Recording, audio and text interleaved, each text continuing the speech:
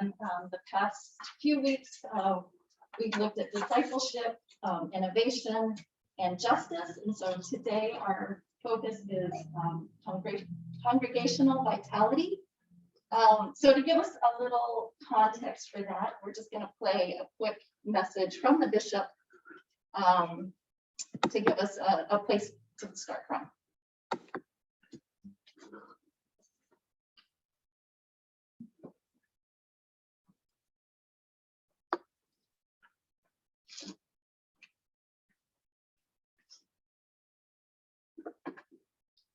In all my years of serving around the church, I have seen vital, thriving congregations of every shape, size, context, and persuasion, from the grandest cathedrals to the very smallest gatherings. And the common denominator across all of them is an almost singular focus on Jesus and on his way of life, of seeing themselves as part of God's bigger story of loving and healing. I have quickly fallen in love with every corner of our vast and beautiful state, and with the diverse people that are spread across all of our faith communities. Across all of that beauty and diversity, I dream of a diocese where we see ourselves not as 94 separate churches, but as one church in 94 places, where every faith community of every size and shape is bearing vital witness to the way of Jesus.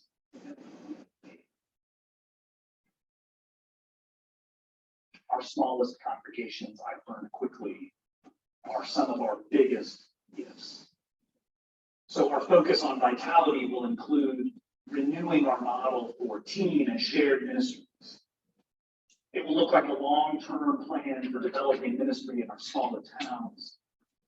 And it will look like connecting best practices and creating a culture of ongoing discovery for all of our faith communities. The question before us this morning is, will you join the Spirit in making your faith community a vital witness to the gospel in your place? All right, so we have some slides that Sarah is going to start sharing with us and talk about the ministries at St. John's and how they contribute to the vitality here. At the end, we'll have some time for some thoughts and questions from all of you. But for now, I'm going to turn it over to Sarah. Thank you, Holly. Good morning. So to address the bishop's message, the St. John's Formation Commission posed this question to Holly and I as stewardship leaders here at St. John's. And we felt the best way to answer this was to look at each ministry's mission and vision. On the following slides, there you'll see the ministry's financial statements of mission for the last 2 years and their request to the parish for 2022. And then we've invited representatives from the ministries to share briefly about their qualitative mission and vision. That's what their vision is for their ministries and the mission that they are following. And they'll also be able to answer any specific questions you have about that ministry. Ensure we've got enough time for everybody. I'm going to limit us to 2 minutes per slide. But before we start, I did just want to point out that for most ministries, the largest investment is in personnel. This is an overarching priority from the rector, who points out that ministry is done by people. So keep that in mind as we go through. And we're going to start with clergy, pastoral care, and liturgy. And actually, Bob couldn't be with us this morning, but Holly's going to read the liturgy mission and vision statement. Yeah, so the mission and vision statement from the liturgy group. To proclaim the good news of God in Christ, engage St. John's members and visitors in prayer and in the worship of Almighty God, so that We unite ourselves with others to acknowledge the holiness of God, hear God's word, offer prayers, and celebrate the sacraments. And I'll just say, I know for me personally, just thinking about liturgy at St. John's, I just always appreciate how thoughtfully and beautifully it is always done here. And certainly to me, an obvious way that an obvious part of what we do here at St. John's that contributes to our vitality. Thank you, Holly. And then Mary's here to represent pastoral care. I'd like to read the mission and vision statement of pastoral care. Our mission is to engage the people of St. John's in following the way of Jesus by caring for one another, especially those whose lives are in transition because of grief or loss or sorrow of some kind. Anybody who's suffering in body, mind, or spirit. And then secondly, to support St. John's commitment to show forth our service to God and our service to others, as our colleague states, by loving and caring for one another, especially the most vulnerable in our midst.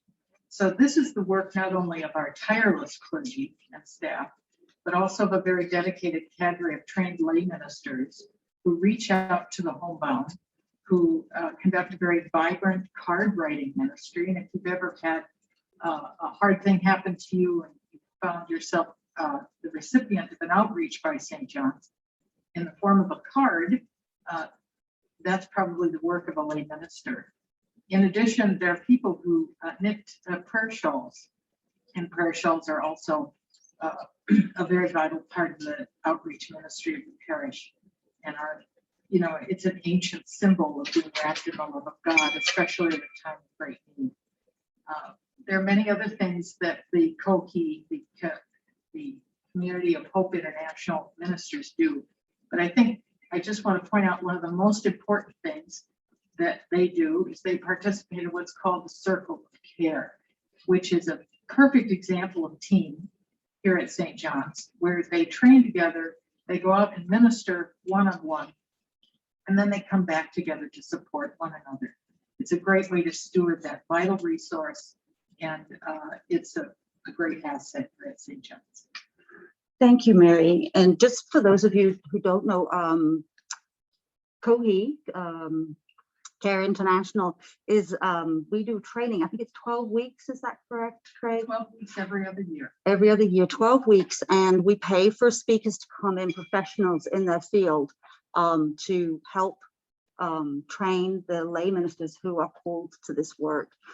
So that's an investment that we make. And having been here before we had lay pastoral care ministers, where it was all dependent on clergy, to now we have a much broader team and can reach so many more people. And I'm so grateful that happened before the pandemic. So that is one of the investments that we've made over the last few years. And as you can see, this group together is actually our biggest investment. Around $250,000 a year goes into this ministry.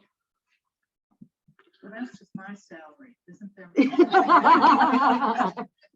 That's what you're worth, Mary. I can tell you that. We'll give you a pay raise, right? Payroll is the vast majority of this. Yes, correct. And that's what I was pointing out at the beginning is ministry is done by people, and we need quality people who can help lead these teams. So, any more questions about clergy, pastoral care, liturgy? All right, we'll move along. Thank you for that, Chase. I guess what is the salary? I don't know off the top of my head, but we have And so two what clergy. you're seeing is a combination of all the people's salaries who are involved. So there's two clergy, and that also includes, when I say payroll, that's taxes and health insurance and everything else too. So I hope you guys get more donations so more people than just payroll. yeah, thank you. Yeah. Now we'll move to music ministry, and we have Marilyn here. Good morning. I'm a member of the choir and on the music commission. And I will share with you the mission and vision statements for the music program at St. John's. Our first priority is to engage a diverse community of faith and enrich individual members' worship experiences through music. Another priority is to continue the musical heritage of the Anglican tradition while incorporating contemporary vocal and instrumental music into worship. Third priority is, in collaboration with partners from the greater faith community, provide music that will appeal to, inspire people of all ages and diverse backgrounds. And of course, we strive to incorporate Bishop Warden's priorities of discipleship, faithful innovation, justice, and congregational vitality. I think in particular this year, as we're sort of regrouping in person, the first time I was back in the church in July, I heard the organ in person. It really touched me, and I felt like I was worshiping in a different way. And as much as I'm so grateful for our ability to worship remotely over the past year, which I think was vital in keeping us together, to be back in this space. So it's the place and the sounds and the people that make this place vital. And the music ministry really serves to provide some of the sound that's part of our worship and some of the discipleship. Because I think when we sing or chant, or when you are listening to a musical piece that expands on a piece of scripture that may be familiar, you're hearing it and you're understanding it in a new way. And so I think the music ministry is really vital to our parish and our faith formation as well.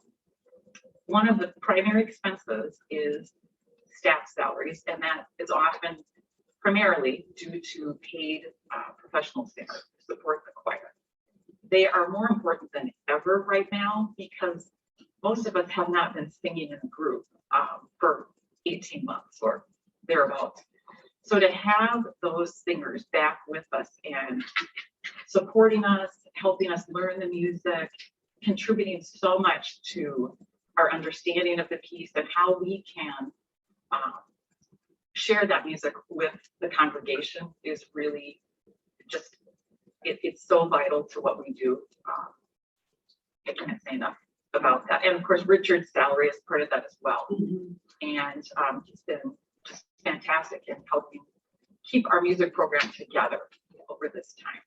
And the music ministry, I should also say, includes not just the choir, but the bell choir, counseling services, children's music ministry. So it really tries to reach out to our entire parish. Thank you, Mary. I would add to that, the paid singers were the only ones we were able to use during the pandemic when we were live streaming, only worshiping remotely, because we could only have one person in, and they're the ones, you know, with the voices that can do that. And so without the paid singers over the last couple of years, we really wouldn't have had any music as part of our worship. So they are more vital than ever. And just to point out that the choirs is one of our biggest groups of people that come together every week. So it really does reach a lot of people. So now we're going to move on. And if there's any questions for music, if you don't mind, we'll wait till the end so we can keep going here. We're going to move on to faith formation, and we have Mark McEnroy here to talk to faith formation. So concerning faith formation, in terms of our mission and vision statement, we use as a jumping off point something that we say at St. John's quite a bit, which is that we are committed to grow in the knowledge and love of God. And if you take that idea seriously, where that takes you, I think quite naturally, is to the idea that we grow not only in faith, but in knowledge. And that in so doing, the life of the mind is actually integral to the life of faith. This additionally draws from one of the legs in the Anglican three-legged stool of scripture, tradition, and reason. Reason being a key element within Anglicanism. And this fuels enormously, I think, one's faith, one's pursuit of God. There is an ancient Christian theologian named Gregory of Nyssa who talks about the life of faith as one of his fancy term for it is epitasis. And what he means by that is it's a never-ending pursuit, or that one doesn't so much find rest in God, although that's also a dominant theme in the tradition, but instead one is constantly pursuing, right, ever going on to one aspect of the life of faith after another. And I think that idea applies quite nicely to the notion that there's an enormous wealth of material throughout the Christian tradition that the faith formation team invites members of the congregation to explore. And there are a couple of millennia to root around in and find all kinds of things that will ultimately support us in our lives of faith. That applies very naturally, I think, to this time, to the Sunday Forum, but it also applies to children's ministries, to youth ministries.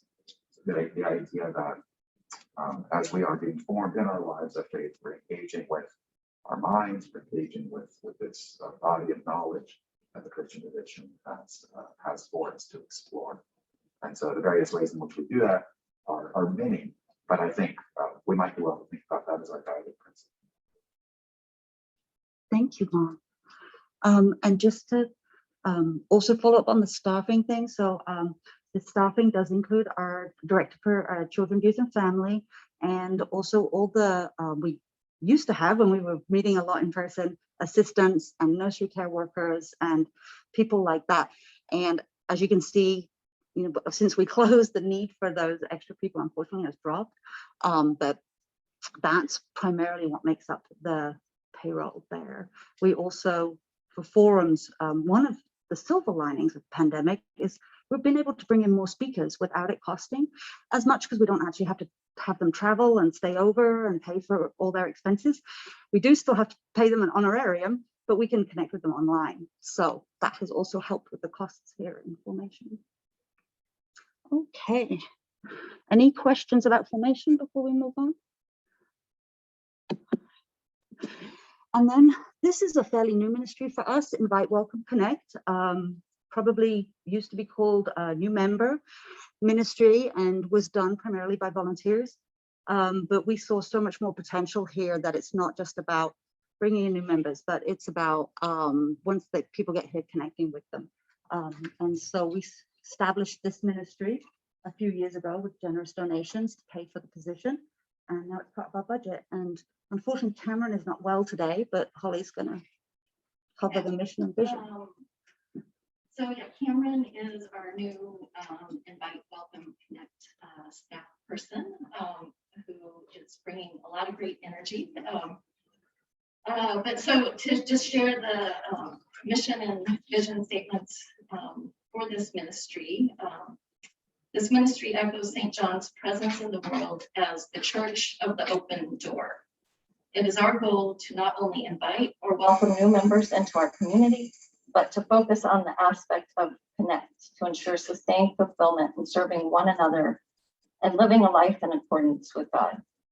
Focus on programs that help our community stay connected and engaged with each other and share in the love with as many people as our lives touch. And since I've been here, I've seen this start and grow, and I just love how intentional we are with welcoming and connecting people. And I'm excited thinking about ways we can do that even better to add to the vitality of St. John's in this coming year. Any questions on Invite, Welcome, and Connect? Any, by the way, if you're on Zoom, you can shoot some comments in the chat. We are watching the chat. As someone who just walked in, Thank you, James. Yeah. Okay, so now and we'll see what else we can do after. yeah. So now we're going to be moving into more of the support, rather than direct ministry, more of the support roles. And we have Lynn Hertz. Lynn is our senior warden, and she also is part of the fellowship committee, which is part of. So Lynn is going to tell us a little bit about the mission and vision. Fellowship. Do you want to just do fellowship and I can do the others? I can do as many as you'd like me to. I'll start with fellowship. I don't have the statement, but I've been on fellowship for a long time. So, And Bob kept it simple. yeah. And I think Bob is not here because he's setting up cider or something. Yes. So he is fellowshipping right now. Fellowshipping right now. to help realize this is all in support of St. John's mission, to strive to bring efficiencies and innovation to ministry. Fellowship feeds the body and spirit, to amplify ministry's message and drive vitality in our community by sharing stories of St. John's and stories of the people of St. John's. Steward St. John's resources to make our mission tangible, help form disciples by in developing a culture of stewardship in our parish, and ensuring that St. John's is a safe community where all people are treated with dignity and justice. To follow up with a couple of things, I think I'll let Sarah do stewardship because she does stewardship. But you know, this is the backbone stuff. Again, it's very, very much staff. Most of our resources are staff resources. We do have some money, particularly in fellowship, for paying for food and activities.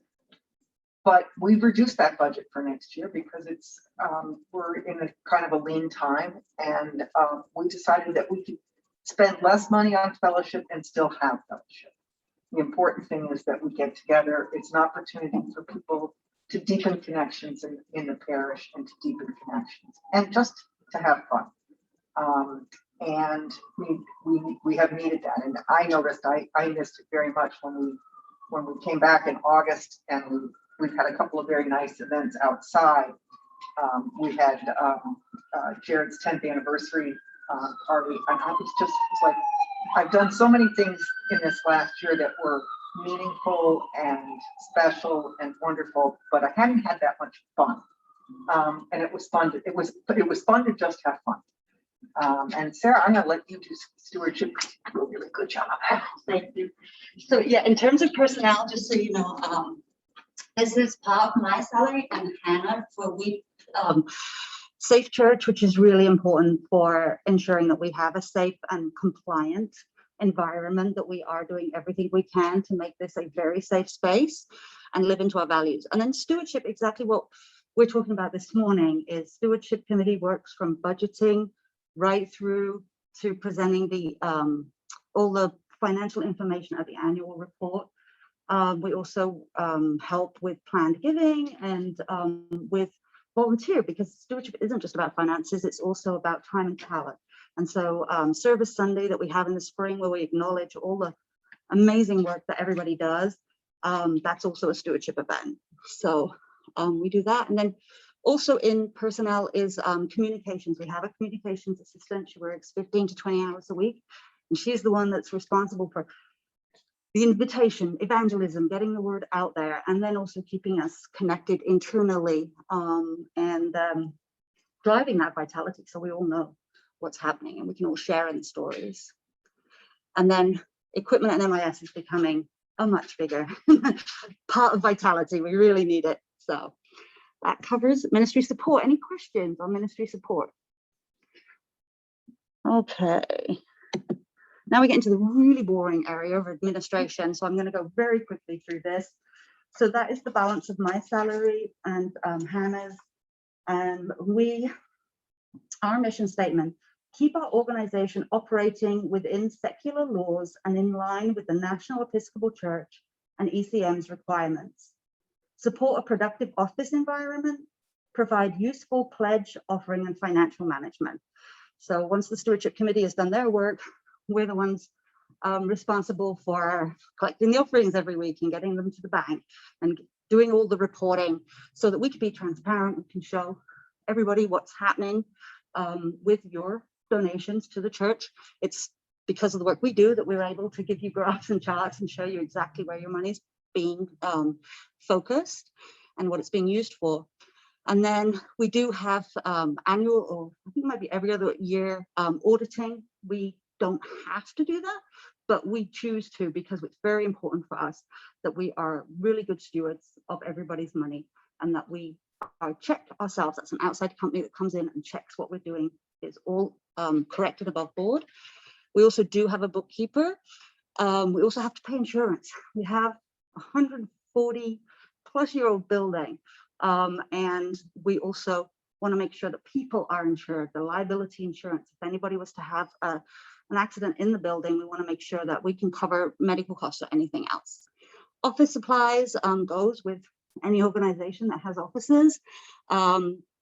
Interest debt service, that is, we do have a line of credit, not anything overwhelming, but we do have a line of credit for when we needed the roof done years back, and it was also what was referred to as the big dig when we had some water coming into the basement, and those things did go on our line of credit, and so we do pay interest on that every year. We are also, whenever there is a surplus, we put the surplus towards paying down that debt. So we are working on the capital too to reduce that debt, that interest payment every year. Financial fees services, these have really increased. This is what the fees we pay to take online donations, which have increased in the last couple of years, and any other, fees that we pay for financial services. And finally, our telephone, operating leases, our printer mostly, and postage machine in the office. So that's our administration costs and mission. Any questions? Okay, I will move quickly through building and grounds, and this one really doesn't have a mission statement so much as just keeping the grounds and building maintained. But Lynn is on the building committee, so I'll let her just. Yeah, I'll just quickly, the building and grounds, there's two committees. One is the building committee and one is the property committee. The property committee is in charge of going through the building with Scott, our sexton, and looking for problems and getting them fixed. And so there's a patch that needs to be done in the narthex, and the big dig, and the parking lot, and just keeping up the roof, and keeping track of capital expenses that we need to make for the building. The building committee is in charge of making sure that the aesthetics of the building are maintained. And so anytime we do something, the building committee does review it, and particularly if it involves a sanctuary. For instance, we just put in a whole bunch of equipment for media, and you've noticed if you've been coming to church that the command station is gone, and the building committee, looked to make sure, and we're very pleased to see that the new cameras in the building are almost invisible, so that you're not going to be seeing them when you're worshiping. Signage, things like that, and he's here. And so the two committees work together, but they have different needs. Only thing I will say about the building is that it's a resource for us that feeds our ministry, but it's also a resource for others in the diocese. We have one of the bigger spaces available, and in pre-pandemic, we've been able to use it generously. And even now during pandemic, we have the 12-step groups and other groups that are using it. But because we have a lot of space, this is something that we can share as a resource. So it's wonderful for us, but it's also a way that we can give back to others in our immediate and far area. Thank you, Lynn. Any questions on building and grounds? All right, well, we're going to finish up with faith in action. Unfortunately, Jamie is not here, so Holly is going to read the vision and mission statement. All right, so faith in action is all the work we do outside of here. Model each ministry within faith in action on the discipleship that Jesus exemplified and taught the apostles. Under the pillars of housing, hunger, and healthcare, identify how the ministries connect to achieving what Jesus wants on earth. Affordable housing is key to moving families out of project home and stabilizing through hearts to home. Advocacy creates safe, affordable housing and moves families out of shelter faster. Better, fresher food ensures children are healthier now and will be healthier adults. This is true in Uganda, St. Paul, Minneapolis, and Richfield. Each step connects the ministries within St. John's and St. John's to our neighborhoods. It is a constant, interconnected process to care for those that God asks us to. And so looking at the bar graph here, this is the one area where there are no payroll dollars. So all of the dollars we see here are funds that go out to support others in need. And there are various faith in action ministries, both near and far. And my experience with St. John's has been whenever there's a need, people are very generous. And what we see here is just how funds are allocated in our budget. But, and I think Sarah will mention this as well, but there are also other funds that people specifically give to the ministries to help support the work as well. So the work we do that impacts others is even greater than what we see here. I do have a chart for that, so I can move on unless there's any questions specifically on this. And this is where we also support the Episcopal Church. Right, yeah. So That's actually the biggest. The biggest section is the money we send every year. We send 13%, so we, tithe to the diocese, and that supports the work that the diocese does, whether that is more diocese-wide formation. They also run Indian ministry. They run lots of outreach, and so the work that we're doing here, they're also doing, and we help support that at a bigger scale for the whole state.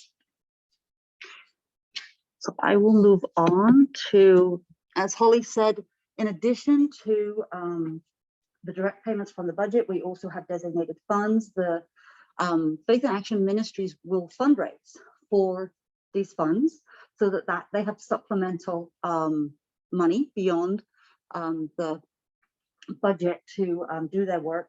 And last year over 30,000 was distributed from these funds to our outreach partners or directly to those in need. And this year we're on track to exceed that. As Holly said, we have a very generous congregation. When they see need, they respond. The one thing I can't show you in a graph or even tell you the numbers is the indirect impact that St. John's has near and far. By stewarding our resources to form disciples, formation, and feed parishioners' spiritual needs through worship, and equipping our spiritual needs and pastoral needs. We're equipping members to go forth into the world as vital witnesses to the gospel. Over the 140 years of St. John's ministry, numerous members have heard and followed that calling.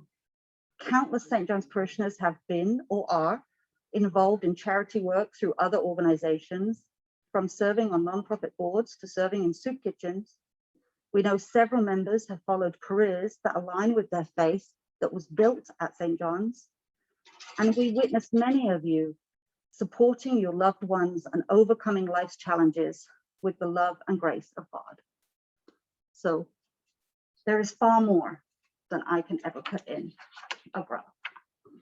And now I'm going to hand back to Holly and we'll open it up for discussions. Yeah, so we want to hear from you all. If there are any other specific questions you have, but also to think about some of these questions. Where do you see vitality at St. John's? How has this helped you follow the way of Jesus, the way of love? So yeah, maybe we'll just start with thinking about those two questions. And just to clarify, Sarah, what time do we need to? We've still got 10 minutes. Okay. Yeah, so and yeah, people on Zoom, feel free to put any questions or thoughts you have in the chat. Yeah. So Holly, Mary and I lived in Rochester for a long time and attended Very nice, wonderful. Church there for years, and then when we travel, we love to go to church and find a good church. And so, and there is a life here at St. John's, a richness of, well, the space itself is amazing. The church, the quality of the preaching, the quality of the education, the quality of the music. Yeah, we're not quite the national cathedral, but yeah, there's a single parish. We are so much. And St. John's gives so much. I don't mean by salaries, I mean what we did when we first came here, about people need technology every day, or it wasn't their job. This was the real welcome to this. Yeah. So I couldn't pick just one aspect to it. Everywhere you look, I see excellence And vitality. and vitality. Yes. Yeah, well, thanks for sharing that. And, you know, I think it's important that we continually think about what are we doing next? Where can we do better? What do we need to do different?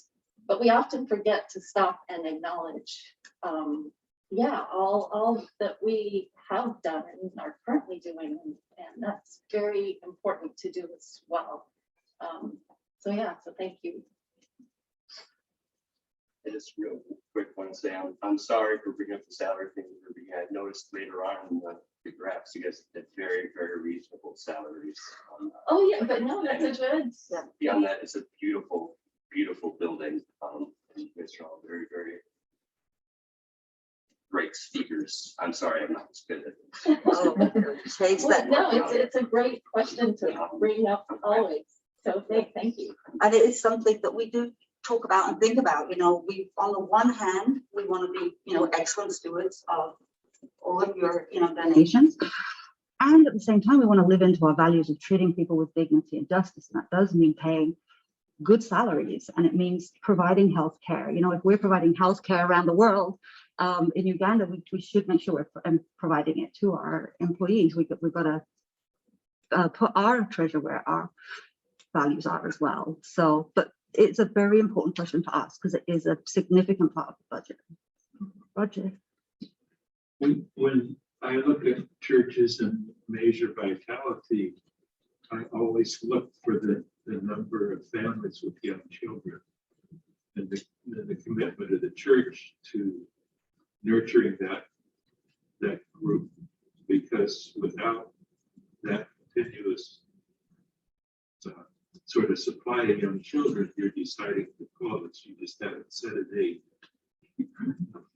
That's kind of how I look at church life. That so many churches I visit, you just say, you're going to close. You just don't know when yet. So that's really a strong measure of vitality here. Yeah, that's a good point. And yeah, we didn't have somebody from our children, youth, family ministry able to join us this morning. But yeah, I feel very grateful that there's a lot of energy there with dynamic people leading the charge. Well, we had a baby did stewardship witness last week. Yeah. She did an excellent job. Yeah.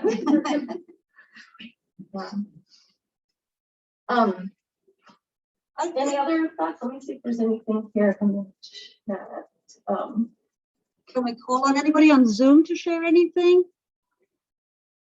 Or maybe, you know, to switch gears a little bit and think about how do you all see yourselves in contributing to that vitality? And I mean, I know everybody here is very involved.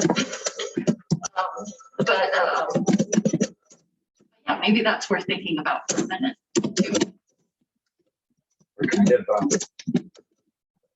I don't know the right term, tied up a little bit now because of the pandemic. We can't necessarily be cheek to jowl the way we'd like to be. Sure. I guess I'm thinking fellowship, you know. Yeah.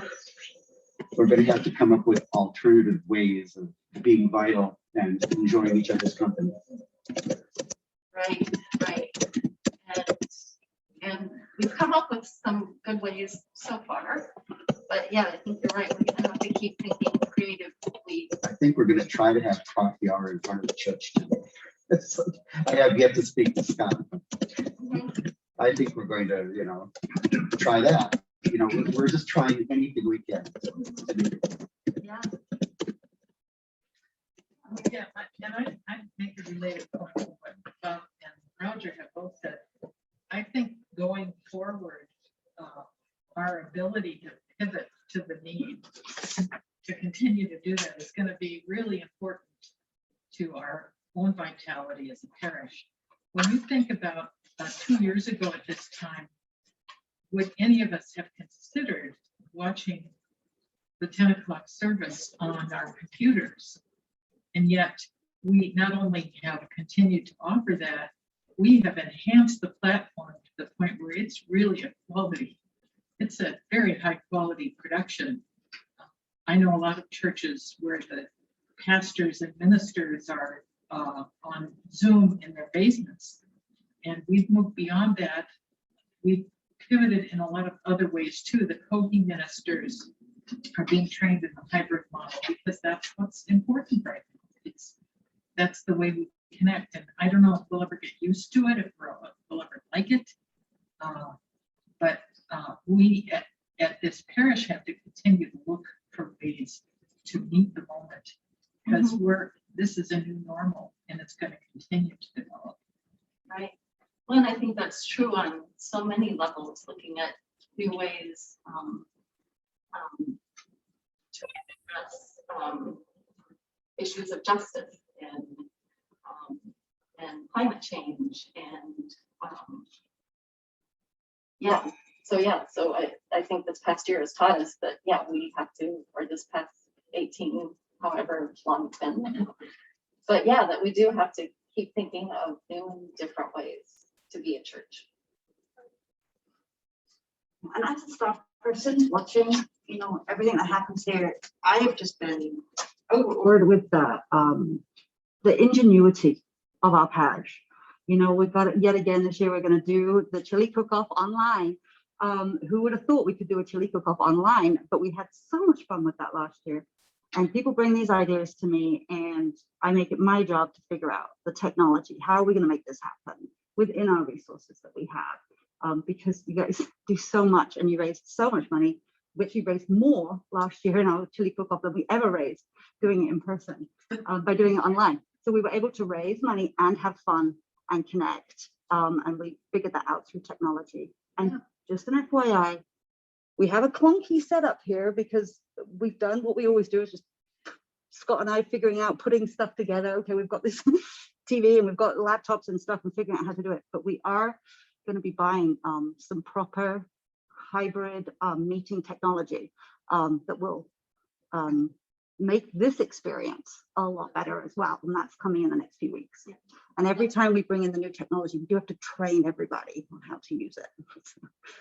So I do see a good comment here in the chat from Linda Limke, putting more of an imprint on St. John's kinds of ministries on the farmers market is an area for further neighborhood outreach. So I think that's something that we have been doing, that we currently do, that we can do even more with in our neighborhood.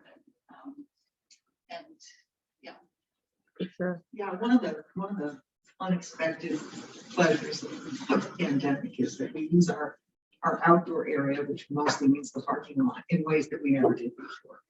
And for me, it's become kind of a sacred space. And partly it's the farmers and partly it's having services and parties out there. But that's become, and of course, when we're out there having a service, we are in the neighborhood. Yeah. And it's lovely. Yeah. I can see Marilyn needs to head off the choir. Yep. Thank you so much for joining us, Marilyn. And Yeah, maybe- thank you all for joining us This is on Zoom and in the room. There, I got to say it one more time. And just a reminder that this conversation also ties into stewardship, and it is that time where we're asking people for their pledges. So if you haven't already, please remember to pledge. There is an anonymous donor offering a matching gift for any increase up to $2,000. So this is a good year to increase your pledge if you can, because it will go even farther. And there are pledge cards here if anybody needs that. And then be sure to join us next week. We shift to a different focus for the next 3 Sundays as we celebrate St. John's 140th year of being a thriving community. And so next Sunday, Jim Fraser, who was our previous music director years ago, and also wrote a book on the history of St. John's, will be here to share stories of justice and building a beloved community here at St. John's. So that will be happening over the next 3 weeks. Yeah, I think that's gonna be really interesting. Yeah. He's wonderful. All right, so we will just close with a closing prayer. And if you would like to join me, please do. The Lord be with you. Also with you. Gracious God, creator and provider of all good things, help us represent Christ and his church to bear witness to him wherever we may be and according to the gifts given to us, to carry on Jesus's work of reconciliation in the world and to take our place in the life, worship, and governance of the church. Almighty and everlasting God, strengthen us with your Holy Spirit and grant us all things necessary to follow Jesus, to come together week by week for worship and to work, pray, and give for the spread of your kingdom. Amen. Thank you, everyone. Thank you.